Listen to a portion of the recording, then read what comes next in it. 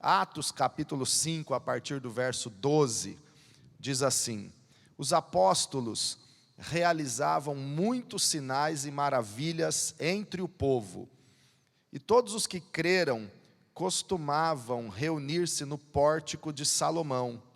Dos demais, ninguém ousava juntar-se a eles, embora o povo os tivesse em alto conceito. Em número cada vez maior, homens e mulheres criam no Senhor e lhes eram acrescentados, de modo que o povo também levava os doentes às ruas e os colocava em camas e macas, para que pelo menos a sombra de Pedro se projetasse sobre alguns enquanto ele passava. Afluíam também multidões das cidades próximas a Jerusalém, trazendo seus doentes e os que eram atormentados por espíritos imundos, e todos eram curados. Então o sumo sacerdote e todos os seus companheiros, membros do partido dos saduceus, ficaram cheios de inveja. Por isso, mandaram prender os apóstolos, colocando-os numa prisão pública. Mas, durante a noite, um anjo do Senhor abriu as portas do cárcere e levou-os para fora e disse: dirijam-se ao templo e relatem ao povo toda a mensagem desta vida. Amém? Vamos orar. Senhor, em nome de Jesus, nós nos colocamos na Tua presença, pedimos a graça do Senhor neste momento tão glorioso, que é o momento que o Senhor preparou para nos assentarmos e ouvirmos a Tua voz. Eu quero, Pai, ouvir a Tua voz através da Tua palavra, que é revelada, inspirada e ungida pelo Senhor para ser ministrada, para ser proclamada, para que as necessidades espirituais, emocionais, para que o propósito do Senhor seja cumprido, para que a Tua palavra produza o fruto desejado, que a Tua palavra produza a vontade gloriosa do Senhor em nós, porque está escrito que ela não volta vazia, mas cumpre o Teu propósito. Por isso, meu Deus, em nome de Jesus, nós nos submetemos à Tua autoridade. Espírito Santo, nós nos rendemos aos Teus pés e nos entregamos diante do Senhor. Queremos, meu Deus, que a Tua gloriosa presença, o Teu poder, Espírito Santo, venha sobre nós, venha sobre cada jovem, cada adolescente, cada criança, venha sobre cada homem, mulher, famílias, casais. Derrame sobre nós, Pai, mais de Ti. Abra os olhos do nosso entendimento, Senhor, para compreendermos a vontade do Senhor, para entendermos o Teu plano, o Teu chamado, o Teu desígnio para a nossa vida. E quebra, Senhor, todo embaraço, toda cegueira. Nós repreendemos toda distração, toda confusão, todo mal. Nós repreendemos no nome de Jesus agora tudo aquilo que é contrário à vontade do Senhor. Pai, oramos no nome de Jesus. Amém. Graças a Deus. Glória a Jesus. Irmãos, a Bíblia diz que os apóstolos realizavam muitos sinais e maravilhas entre o povo. E eu pergunto a você, se você crê na manifestação do poder de Deus, realizando milagres, sinais, maravilhas, se você quer viver nos dias de hoje, na sua vida, vendo, presenciando o que Deus é poderoso para fazer, sendo você também um canal de Deus, para que Ele possa operar milagres e maravilhas na vida de muitas pessoas. Porque quando eu leio um texto como esse, os apóstolos realizavam muitos sinais e maravilhas entre o povo era acrescentado, salvação acrescentada a cada dia, no verso 14, em número cada vez maior, homens e mulheres criam no Senhor e eram acrescentados. A igreja não parava de crescer em número cada vez maior, diz a Bíblia, porque Deus operava. Versículo 15, de modo que o povo também levava os doentes às ruas. Os doentes eram colocados nas calçadas. Imagine você chegando à igreja e vendo vários doentes nas calçadas, nas ruas, esperando que Pedro, quando estava se dirigindo ao templo, para os cultos, para a hora de oração, como era costume que eles se dirigissem ao templo, para que Pedro, quando passasse, a sombra dele, diz o versículo 15, os colocavam em camas e macas, para que pelo menos a sombra de Pedro se projetasse sobre alguns deles, enquanto passavam. Irmãos, o nível de fé no poder de Deus era grande. Isso nos faz lembrar de uma mulher que, no começo do ministério de Jesus, uma mulher que tinha uma hemorragia, um fluxo de sangue por 12 anos, e não conseguia sarar, gastou tudo que ela tinha com médicos, com remédios, mas piorava, diz a Bíblia, piorava cada dia mais. Quando ela ouviu falar de Jesus, ela teve fé, e ela acreditou tanto que Jesus era poderoso para curá-la, que ela foi até onde Jesus estava, sem que Jesus soubesse, se aproximou de Jesus, rompeu uma multidão que rodeava Jesus, e tocou nas vestes de Jesus, porque ela dizia consigo mesmo. A fé é assim, é você dizer consigo mesmo, é você falar para você mesmo, é você falar aqui dentro. Aquela mulher dizia para si mesma: se tão somente eu tocar na orla das vestes dele, eu serei curada. Isso é fé. Quando você tem fé, você fala consigo mesmo, você está falando aí dentro: eu vou para o culto hoje, mas eu vou voltar transformado. Eu vou para a célula hoje, mas eu vou voltar liberto desse vício. Eu vou para o culto hoje, para a reunião de oração hoje, eu vou para a igreja hoje, para a célula hoje, mas eu não volto com essa dor, eu não volto com essa doença, eu vou voltar curado, em nome de Jesus. Eu vou para a igreja hoje, mas esse problema que está me incomodando, esse medo que eu estou tendo, essa situação que eu estou enfrentando, eu vou entregar aos pés de Jesus hoje, e eu não vou mais carregar esse fardo, essa ansiedade, essa preocupação, porque eu vou entregar aos pés de Jesus. É fé. Você vem com essa determinação, com esse pensamento, falando consigo mesmo: hoje é o dia em que eu vou vencer essa situação, de uma vez por todas. Então aquela mulher de fé, ela tocou nas vestes de Jesus, ela certamente se rastejou e tocou na orla, na borda das vestes de Jesus, e imediatamente ela foi curada daquela hemorragia de 12 anos que a incomodava e que a adoecia. Aí depois daquilo, muitos outros, a Bíblia diz que muitas outras pessoas seguiram o exemplo daquela mulher que tinha a hemorragia. Porque depois que esse milagre ficou conhecido, muitas pessoas desenvolveram a mesma fé: eu também quero tocar nas vestes dele e eu serei curado. E muitas pessoas tocavam nas vestes de Jesus e também eram curadas. Também eram curadas.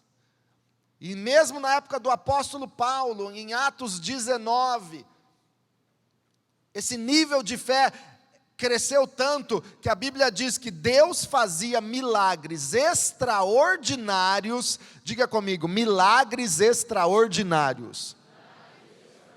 Irmãos, eu tenho orado para viver esse tempo novamente, e eu creio que a igreja no Brasil vai viver novamente esse tempo de milagres extraordinários.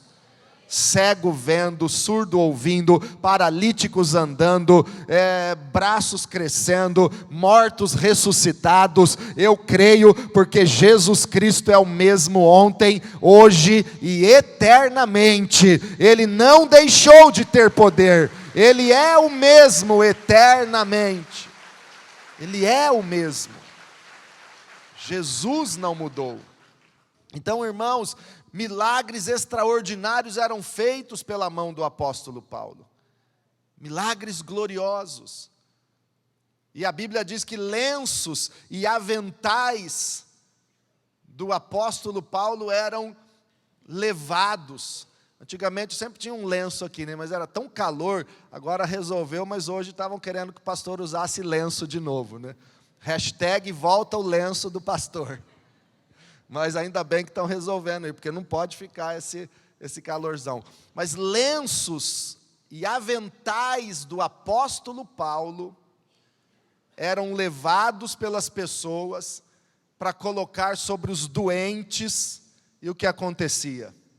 Doentes e endemoniados, pessoas oprimidas, possessas por espíritos malignos. Aqueles que criam levavam lenços de Paulo, aventais, peças de roupas que Paulo tinha usado, colocavam sobre os doentes. O que acontecia?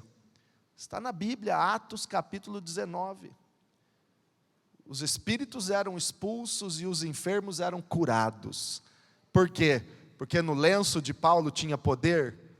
Não, porque eles criam no poder de Deus e era um nível de fé tão grande que milagres extraordinários aconteciam. Hoje em dia as pessoas não buscam ou não esperam mais milagres extraordinários.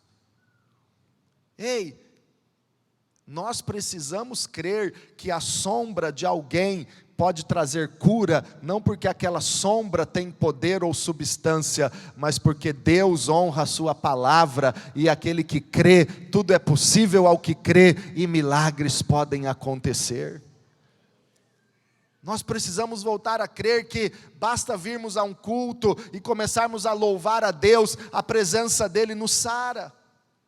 Porque Ele diz em Êxodo: eu sou o Senhor que te sara, eu sou o Senhor que te cura. Ele é o Deus que está presente, e quando você começa a entrar em sua presença, Ele tem poder para curar. Ele é o Senhor que te sara.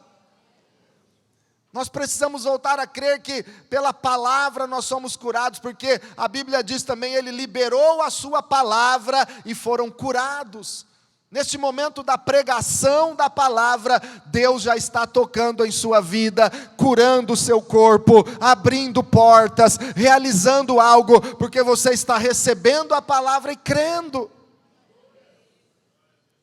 Nós precisamos voltar a acreditar nesse poder glorioso de Deus para operar milagres. O verso 16 diz assim: afluíam também multidões das cidades próximas a Jerusalém, trazendo seus doentes, e os que eram atormentados por espíritos imundos. E o que acontecia? Leiam junto comigo, o que acontecia? O final do verso 16: e todos, glória a Deus, todos eram curados. Esse é o Senhor que nós cremos. Ele não mudou. Algumas heresias, alguns incrédulos mundo afora querem achar uma doutrina, querem achar um argumento, querem dar uma desculpa dizendo: não, Ele não cura mais hoje. Então rasguem as páginas da Bíblia que falam que Deus não muda, que Jesus Cristo é o mesmo ontem, hoje e eternamente, e que este poder, esta graça, este dom, é para todos quantos o Senhor chamar, para todos os que estão longe, Se Ele chamou, se nós cremos nele, Ele não mudou, Ele continua operando maravilhas. E tudo visando salvar o mundo. O coração de Deus é voltado a salvar o povo que Ele criou.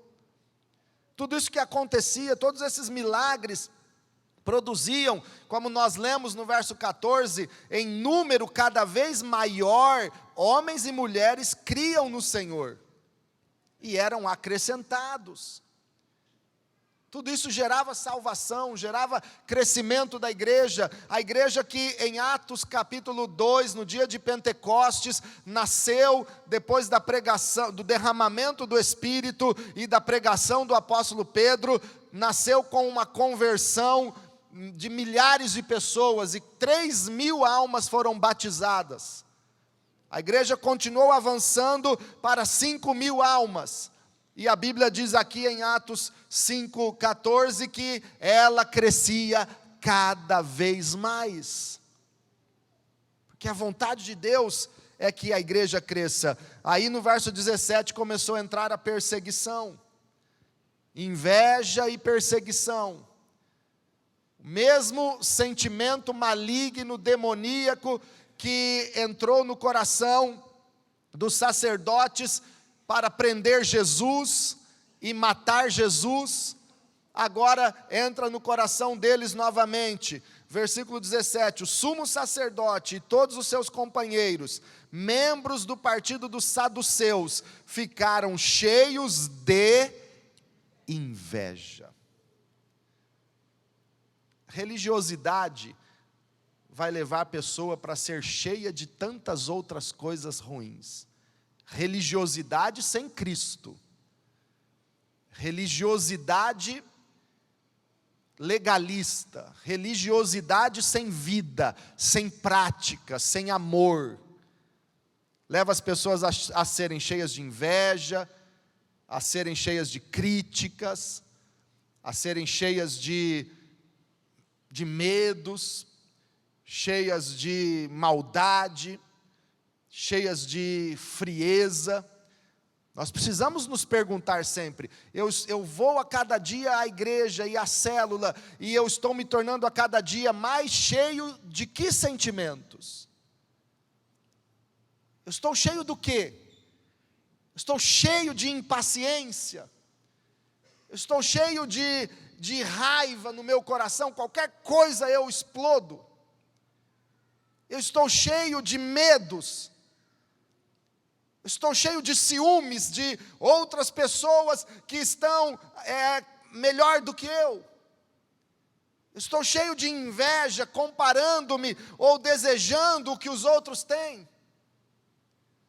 Cheios de inveja estavam sacerdotes, membros do partido dos saduceus, que, entenda-se, eram os religiosos mais rigorosos da época de Jesus, mais preocupados com o guardar da lei e dos mandamentos de Deus, eram os saduceus, mas viviam cheios de inveja. Irmão, se for para a gente se envolver na obra de Deus, numa célula, na igreja, para ficar cheio de ciúmes, cheio de inveja, cheio de pensamento bobo, falando mal, criticando os outros, julgando quem está fazendo, pensando mal dos outros. Então, que vida com Deus nós estamos tendo? Culto é para você entrar e sair daqui cheio do Espírito Santo. Culto a Deus é para você entrar e sair daqui cheio da palavra e cheio de fé para dizer, eu vou sair daqui porque eu estou mais parecido com Jesus, eu saio daqui abençoado, eu saio daqui para romper mais uma semana que pode ter lutas ou batalhas, mas o meu Deus é maior, pode ter ataques do inferno, mas maior é o que está em mim do que o que está no mundo. Eu vou ajudar os outros, eu vou servir as pessoas, eu vou amar o próximo como a mim mesmo, eu vou sair daqui mais cheio de amor, e eu vou perdoar até 70 vezes 7, se for necessário eu perdoar alguém. Cheios do quê? Cheios de paixão por Jesus. É para isso que Ele te trouxe aqui. Cheios de alegria da salvação. Ele escreveu o seu nome no livro da vida. Você tem a vida eterna em Jesus Cristo. Isso enche de alegria o coração dos salvos. Tem alguém salvo em Cristo Jesus aqui? Com o coração cheio de alegria, porque o seu nome está escrito nos céus? Tem? Cadê a sua alegria pela salvação? Alegria, porque os seus pecados foram perdoados. Não é só aplaudir assim, é aplaudir, dar um glória a Deus, é dizer: Jesus, obrigado, sou salvo, sou perdoado, sou filho de Deus. Mas os sacerdotes, os religiosos, os saduceus ficaram cheios de inveja. E aí veio a perseguição, por isso mandaram prender os apóstolos e colocaram-os numa prisão pública. Eu quero citar 2 Timóteo 3,12, onde o apóstolo Paulo, inspirado pelo Espírito Santo, disse claramente: todos os que querem viver piedosamente em Cristo Jesus sofrerão perseguições. Todos. Você quer viver piedosamente, fielmente, devocionalmente, amando a Cristo? Todos sofrerão perseguições. É um privilégio só de quem quer amar Jesus acima de tudo. Você vai ser perseguido. Só que ser perseguido, ser caluniado por causa da sua fé, ser injuriado por causa do nome de Jesus, ser zombado por causa da sua escolha, que é honrar e amar e servir a Deus, isso não é mal, isso é motivo de alegria. Jesus disse: alegrai-vos, porque assim perseguiram os profetas que foram antes de vocês.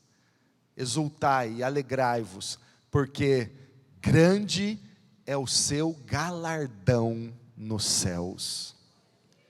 Grande. Grande é o galardão. Então veio a perseguição, os apóstolos foram presos, todos eles, por inveja, por perseguição. Não existe um povo mais perseguido na história da humanidade do que o povo de Deus. Antes de Jesus vir, o povo mais perseguido eram os judeus. Depois que Jesus veio, o povo mais perseguido são os cristãos.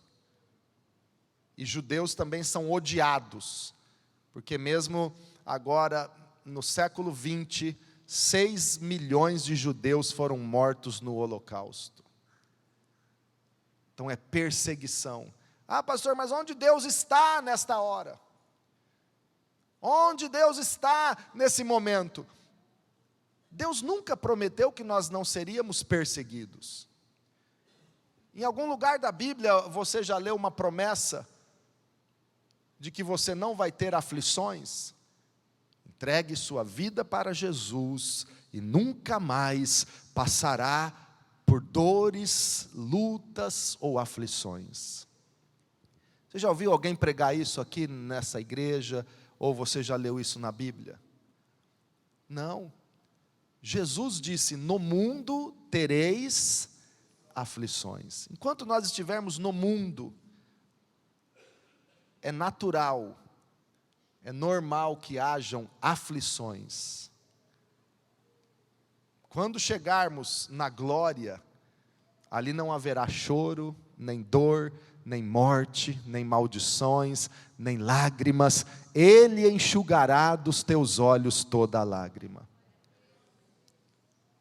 Mas no mundo tereis aflições, porém Jesus prometeu: tende bom ânimo, fique animado na hora das aflições, porque eu venci o mundo. Jesus está dizendo: levante a cabeça, não fique de cabeça baixa achando que eu te desamparei ou te abandonei, não. Fica firme, eu venci o mundo e eu estou do teu lado, eu vou te ajudar, você vai segurar na minha mão, assim como eu venci o mundo, você vai vencer essa aflição, vai vencer essa dor, vai passar, a perseguição vem, a luta vem, pode vir, mas Deus está conosco, e Ele é maior, e Ele está do nosso lado.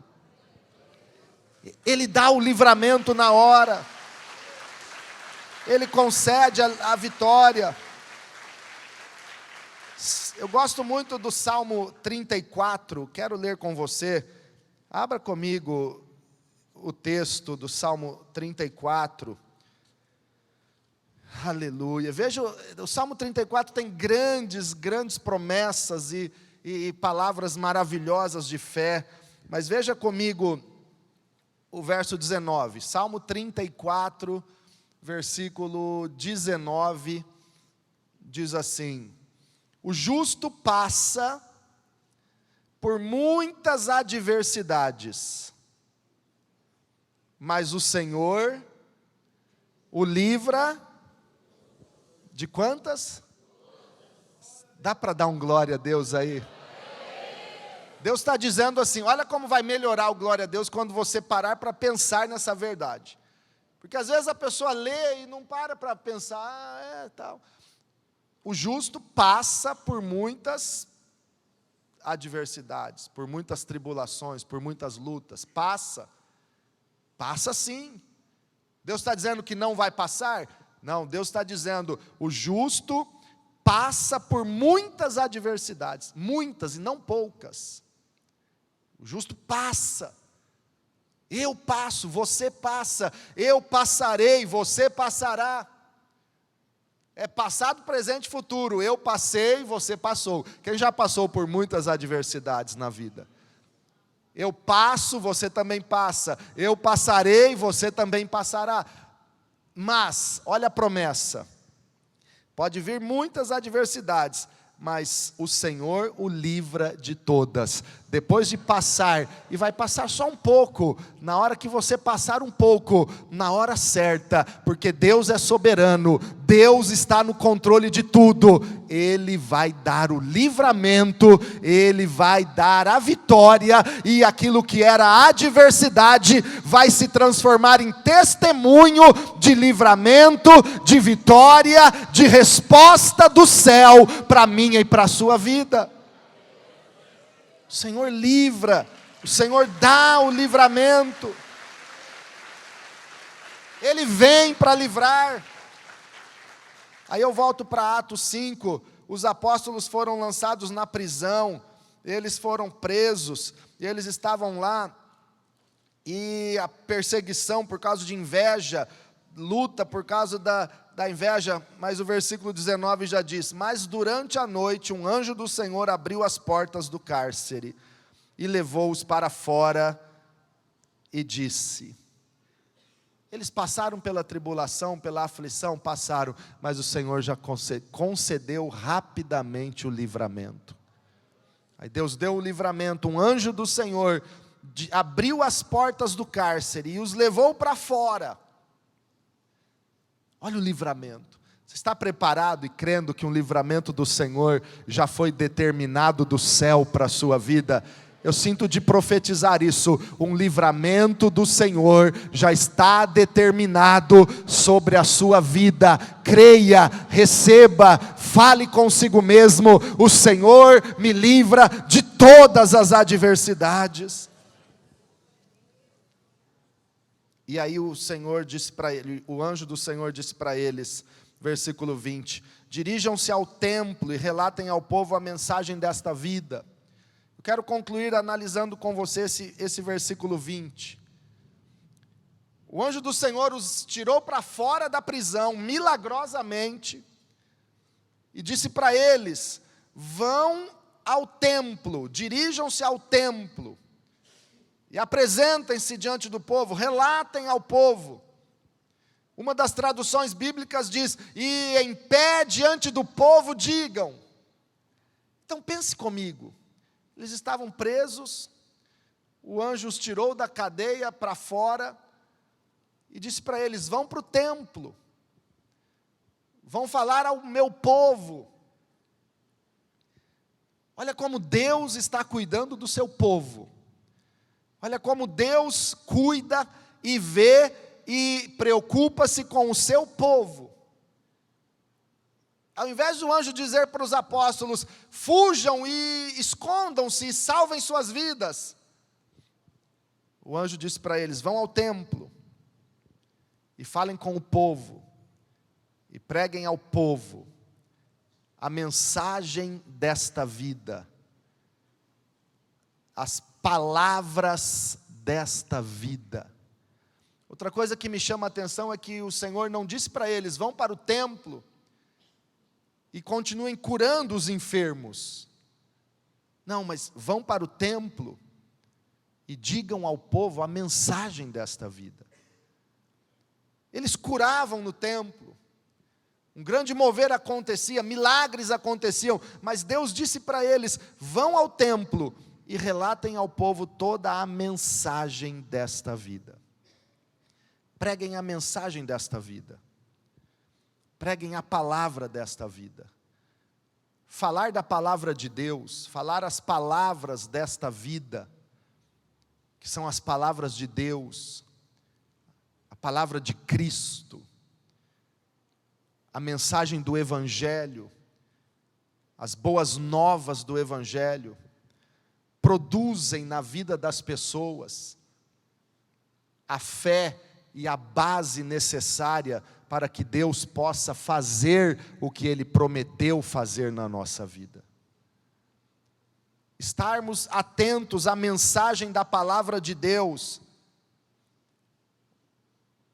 nos abre o coração para receber o que Deus quer nos dar. É por isso que o anjo do Senhor disse para eles: preguem ao povo, relatem ao povo toda a mensagem desta vida. A pregação do Evangelho, a palavra da fé pregada, produz em nós algo tão glorioso. E eu quero encerrar falando um pouco com você sobre isso, como nós temos recebido a palavra de Deus, o quanto nós temos valorizado a palavra de Deus, porque é através da palavra de Deus anunciada que milagres são liberados no reino espiritual e na nossa vida, para que possamos desfrutá-los. Através da palavra de Deus, tudo foi criado no livro de Gênesis.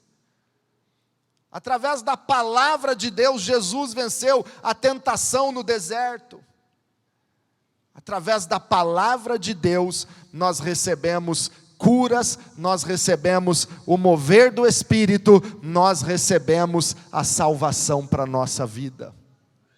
Veja comigo Gálatas no capítulo 3, versículo 5. Gálatas capítulo 3, versículo 5. Aquele que lhes dá o seu Espírito e opera milagres entre vocês. Olha só, aquele que dá o Espírito e aquele que opera milagres entre vocês, realiza essas coisas pela prática da lei ou pela fé com a qual receberam a palavra. Deus está nos perguntando: aquele que nos dá o seu Espírito e opera milagres entre nós, ele faz isso porque obedecemos a lei ou porque acreditamos na palavra anunciada? Por causa da palavra, por causa da fé na palavra de Deus, por causa da verdade proclamada da palavra de Deus. Irmãos, eu não estou aqui falando da minha filosofia, do meu entendimento, da minha ideia, eu estou aqui falando para você da única verdade eterna estabelecida nos céus e que rege a vida de todos nós, que é a palavra de Deus. E Deus diz em sua palavra: quem crer e for batizado será salvo. Jesus disse em sua palavra que se você crer, verá a glória de Deus. A Bíblia diz: Ele verdadeiramente levou sobre si todas as nossas enfermidades, pelas suas pisaduras somos sarados. A Bíblia diz: vocês receberão poder ao descer o Espírito Santo sobre vocês, e serão minhas testemunhas, tanto em Jerusalém, como em toda a Judéia e Samaria, e até aos confins da terra. É a palavra de Deus, quando nós a recebemos pela fé, que muda totalmente a nossa história. Vocês receberam o Espírito, e esse Deus que opera milagres entre vocês, realiza essas coisas pela prática da lei ou pela pregação da fé? É pela fé na pregação, na palavra de Deus. Romanos capítulo 10, é tão incrível o que está escrito aqui. Romanos 10, versículo 8 em diante diz assim, Romanos 10, versículo 8, mas o que ela diz? A palavra está perto de você, está em sua boca e em seu coração, isto é, a palavra da fé que estamos proclamando. A palavra da fé está na sua boca e no seu coração. Versículo 9, se você confessar com a sua boca que Jesus é Senhor, e crer em seu coração que Deus o ressuscitou dentre os mortos, será salvo, pois com o coração se crê para a justiça, e com a boca se confessa para a salvação. Aleluia. Versículo 14, como pois invocarão aquele em quem não creram, e como crerão naquele de quem não ouviram falar, e como ouvirão se não houver quem pregue, e como pregarão se não forem enviados, como está escrito, como são belos os pés dos que anunciam boas novas. É por isso que Deus nos chamou a todos nós para proclamar boas novas para o povo, boas novas de salvação. Jesus veio para perdoar os seus pecados e salvar você do inferno e te dar a vida eterna. Boas novas de cura. Jesus Cristo tem poder para curar o seu corpo, os seus sentimentos, porque Ele é o mesmo eternamente. Boas novas para a família. Creia no Senhor Jesus Cristo e será salvo, você e a sua família. Deus ama a sua família e Ele quer salvá-la. Boas novas, nós somos salvos. Então, igreja, a palavra de Deus nos cura. A palavra de Deus libera o dom do Espírito, libera milagres entre nós. E eu quero encerrar indo para a 1 aos Coríntios, no capítulo 1, convidar você a ficar de pé, lermos este último texto, e crer que este Deus que operava milagres, através apenas da sombra de um apóstolo, através de lenços e aventais de outro apóstolo, esse Deus que tem poder sobrenatural para liberar milagres extraordinários agora. Se você crer, Ele pode mudar a tua vida e responder o teu clamor. 1 aos Coríntios, capítulo 1, versículo 20 e 21. 1 aos Coríntios 1, versículo 20 e 21. Onde está o sábio? Onde está o erudito? Onde está o questionador desta era? Acaso não tornou Deus louca a sabedoria deste mundo? Dá uma paradinha aqui. Tem tanta gente que se acha sábio, entendido neste mundo. o questionador deste mundo, o erudito, o sábio, onde está? Diante de Deus, o sábio não é sábio coisa nenhuma. Diante da sabedoria insondável de Deus, nossa sabedoria se torna plena ignorância, total ignorância, diante da mente inescrutável do Criador. Eu e você não sabemos nada, eu e você não somos nada. Onde está o sábio? Onde está o erudito? Onde está o questionador desta era? Acaso não tornou Deus louca a sabedoria deste mundo? Versículo 21, visto que na sabedoria de Deus, o mundo não o conheceu por meio da sabedoria humana, agradou a Deus salvar aqueles que creem por meio da loucura da pregação. Deus disse assim: cadê o sábio? Cadê o questionador? Os entendidos, os eruditos do mundo. Eu vou criar uma loucura e vou salvar só os que creem nessa loucura da pregação. Deus podia ter dito: eu vou enviar os anjos para pregar a verdade, todos vão crer, porque são seres alados, brilhantes, voadores, os homens vão crer nos anjos. Mas Deus não enviou anjos para pregar o evangelho. A Bíblia diz que os anjos, eles desejam ouvir, e eles ouvem atentamente quando nós, homens de Deus, pregamos a palavra. Mas Deus escolheu a loucura da pregação. Por que loucura da pregação? Para salvar os que creem. Versículo 22, os judeus pedem sinais milagrosos, e os gregos procuram sabedoria. Nós, porém, pregamos a Cristo crucificado, o qual de fato é escândalo para os judeus e loucura para os gentios, mas para os que foram chamados, tanto judeus como gregos, Cristo é o poder de Deus e a sabedoria de Deus. Deus escolheu salvar o mundo quando as pessoas creem na loucura da pregação. Qual loucura da pregação? Jesus Cristo, o próprio Deus, veio ao mundo e foi crucificado. É loucura para o sábio. Deus numa cruz, Deus crucificado por homens,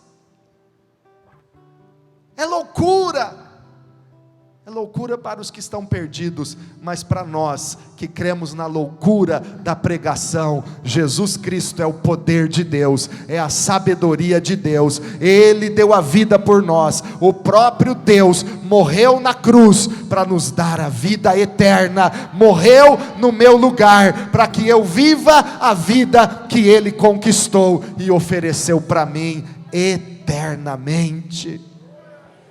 Você crê na loucura da pregação? Essa mesma pregação nos afirma que Jesus morreu para nos salvar, Jesus levou as nossas doenças, Jesus é aquele que cuida de nós, Jesus salva você e a sua família, Jesus perdoa os seus pecados, Jesus te tornou filho de Deus. Feche os teus olhos e adore o Senhor.